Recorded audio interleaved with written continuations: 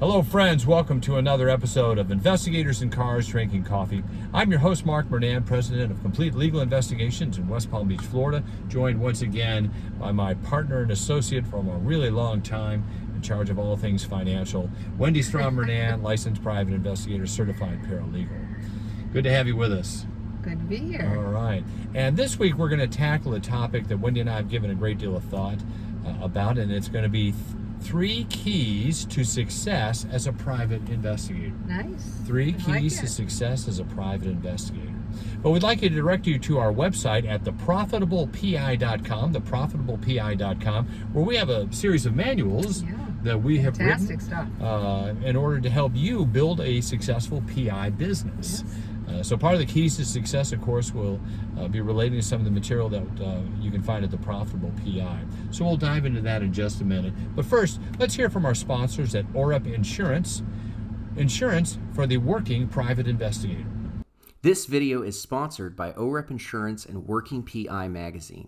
OREP is a leading provider of private investigator liability insurance nationwide.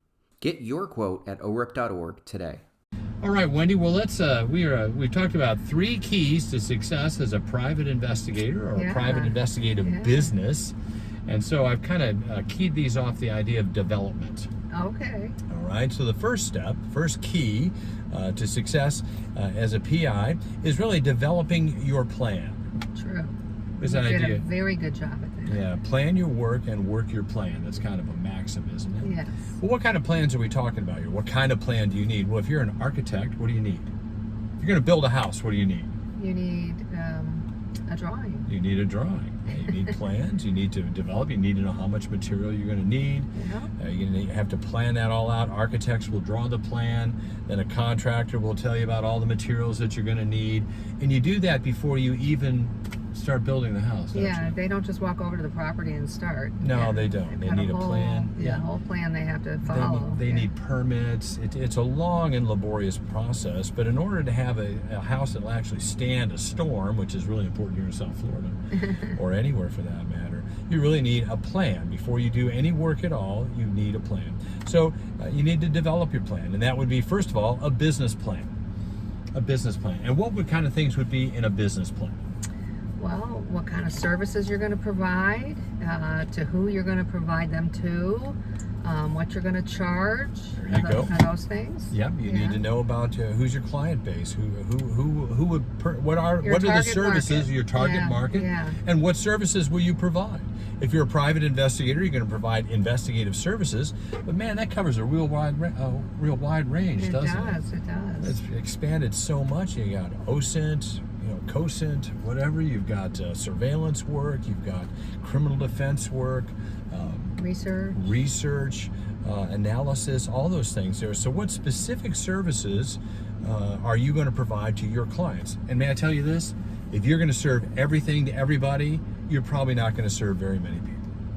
I mean, we're in an age of specialization. So what specific services are you going to provide to your client base, and who are those clients going to be? Are they going to be attorneys? Are they going to be business owners? Are they going to be consumers or the public? That's still a great market, isn't it? Yeah. Ours are attorneys. Yeah, we work we work exclusively for attorneys or people who are referred to us by attorneys. True.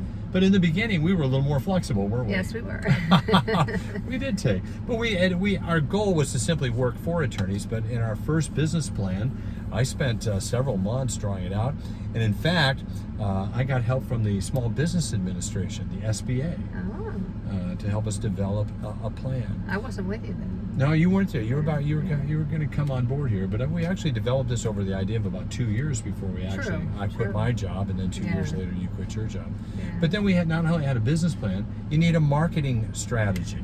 Exactly. What's in a marketing strategy? Well, do you know your market? What is your market looking for? What you want to sell, you have to find the market that needs it. If you're doing a specific, say, surveillance, you want to do that, then family law is a great market. So that's one thing. Family law attorneys.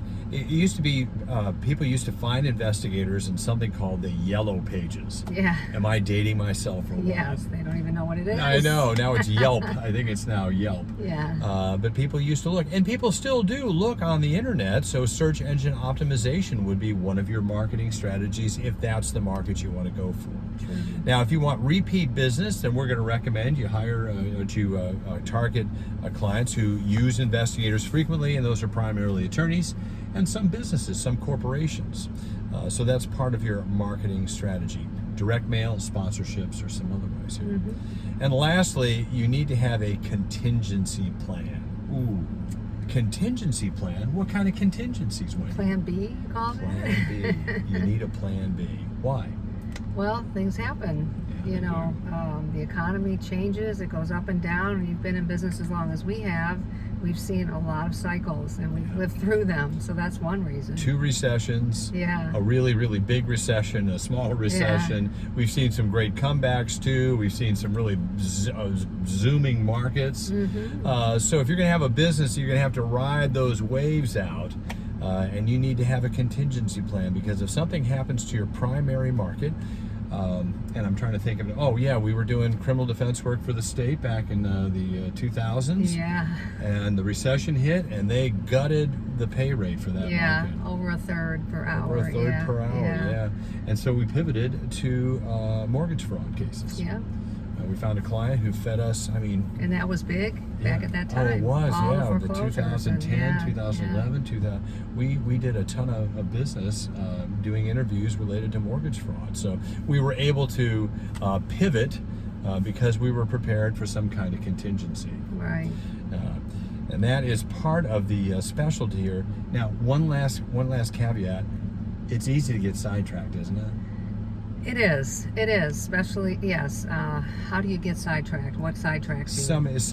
We had an offer. Do you remember we got into the background screening business for a while? Yeah. Man, it looked good. It looked good. We had a friend of ours who had access to the software. We had a client who wanted us to screen employees for a large corporation. But may I tell you, it didn't really line up with our long-term objectives.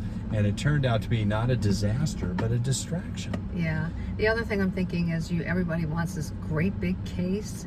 So you get this huge case, and usually they're court appointed, so they're not paying much, and they're eating you alive in time and effort. So I think those are distractions. Mark's always said, get a bunch of small cases, not these huge cases that take up your whole life. Yeah, you can't. You can have a lot of fun working big cases, and we have friends of ours who work big cases, but we built a business on volume. Yeah. Hundreds of cases. We've opened over almost 6,000 cases in the past 22 years.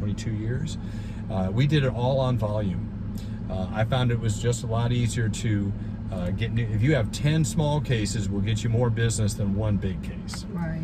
So that's how we did that. All right. Well, anyway, that's our first step. Our first key is to develop your plan. And we're going to have the next couple of videos, we'll develop the second 2 keys to success as a private investigator. But in the meantime, we want to thank you for watching this video. If you like what you see, make sure you hit the subscribe button below. Visit our sponsors at orep.org. And don't forget to visit us at theprofitablepi.com, where our manuals on building a successful business as a private investigator, you'll find all of them there. I think we have 6 or 7 of them now. They're very helpful. So we hope you'll visit us there. And we'll see you in the next episode of Investigators in Cars Drinking Coffee. Bye-bye.